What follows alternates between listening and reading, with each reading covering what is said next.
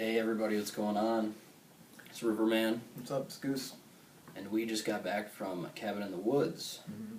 We've been avoiding spoilers for this one like the plague online. Seems like everybody in our circles, and probably your guys too, have been talking about it, and we're only like a couple days late seeing it, which is nuts. And it's pretty much across the board. People are raving about it. If you go on our website, We have a few different reviews.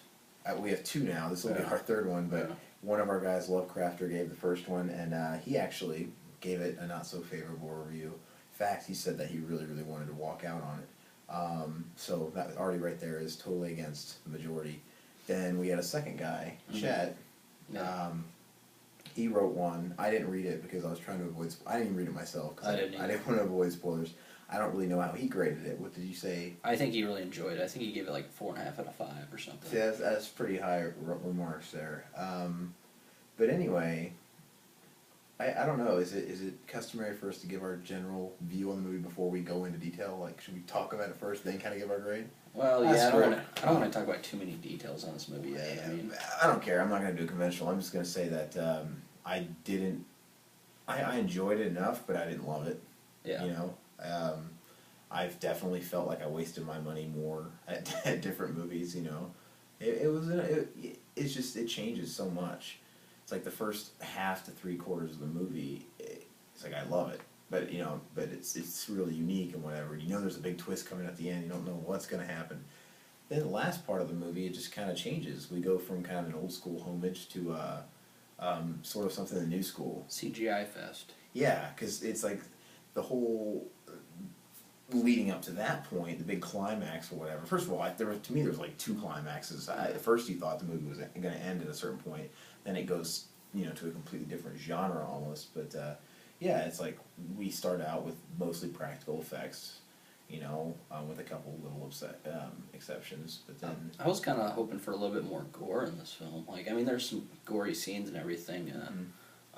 One that I really enjoyed, but overall, it was pretty, PG. Well, when it comes to us, we've seen everything, but I thought the violence was pretty PG-13. Yeah. And to me, it would have had a PG-13 rating had they not said. Did they say the F word a couple times? Probably. Yeah. It was R-rated, but especially by today's standards, this movie would have been R-rated back in like 1982. Yeah.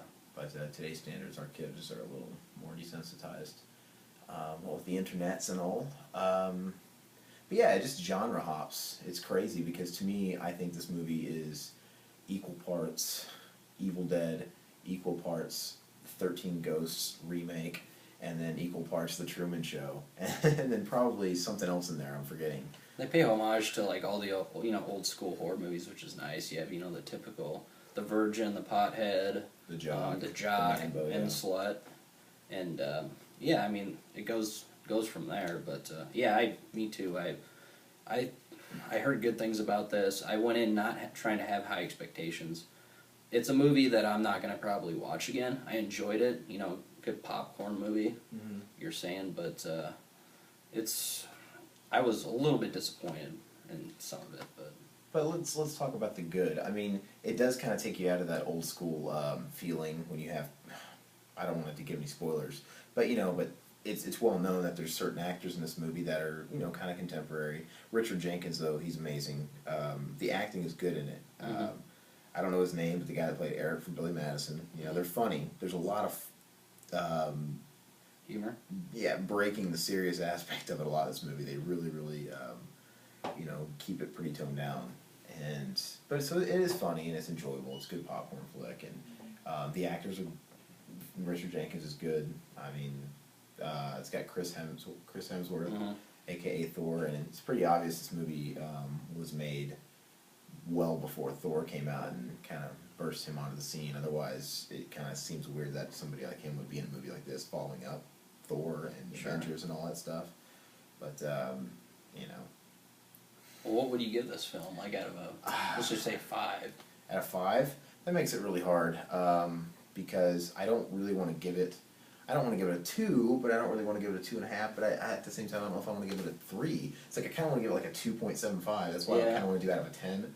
So if we're going out of 10, I would give it like a 6.5 out of 10. Okay. Because it is enjoyable and there is It's worth a watch. That's fair. I would be right in that ballpark. Yeah, 3 out of 5 for me, but yeah, I'd give it like a 6.5 out of 10. It is easier to Yeah. go out of 10 because I want to get real precise in there. Yeah. But like I said, worth a watch. It's not a bad theater movie. It's a pretty good theater movie, I'd say, considering how much money I waste on horrible movies. Worth a buy. This is kind of where the rating comes in. It's like screw the numbers. Is it worth a rent? Is it worth a buy? Is it worth a stream? It's worth a red box, I think. It's worth a red box. That's what I'll say. Not worth a buy. I wouldn't purchase it just because I wouldn't watch it again. Yeah, it's worth a rent, and that's if you didn't already see it in the theaters. I mean, maybe worth a red box if you did and you want to see it again with people. Fine. Not worth a buy. That's my final verdict. Nope. And this is Riverman. And this is Goose. I probably stepped out of the frame. You've probably been out of frame, but yeah. See you later. Bye.